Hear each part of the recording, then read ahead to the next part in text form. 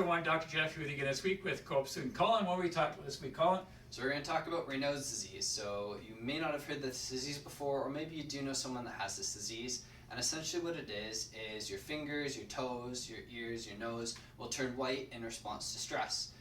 And we don't really know what causes this to happen. So as Colin was mentioning with Raynauds disease, it is fairly common. You may know someone that has it.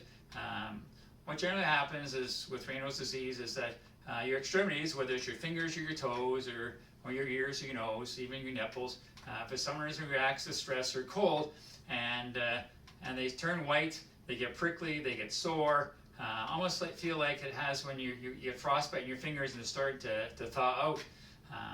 And this generally happens as a primary or secondary. The primary usually occurs between the ages of 15 and 30, usually more female than male, and we really don't know why people get this. Some people think it's genetics, but they haven't really determined it. But we do know what happens is that the body's reaction to stress or to the cold is it's trying to actually preserve heat inside the body, so it's closing up the arteries in your fingertips or your toes or your ears or your nose.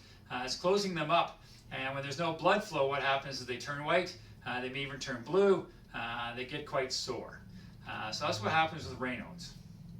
So there's primary and there's secondary Raynauds disease, and while primary is going to be the main focus of tonight, secondary you're going to see later on in life with autoimmune conditions such as rheumatoid arthritis.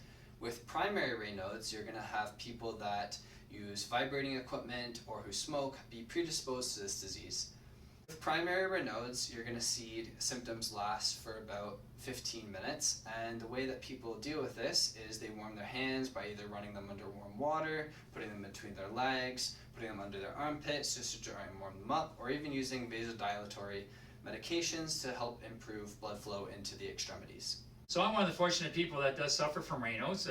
I was much younger, and I found my hands were getting blacky white and really sore. We didn't know what it was. My parents would take me and getting me a bowl of water, and I put my hands in the bowl of water, and eventually they get better, but it was quite painful, very prickly. I couldn't really feel anything, and when it came to playing badminton, it was a bit of an issue because stress would bring it on.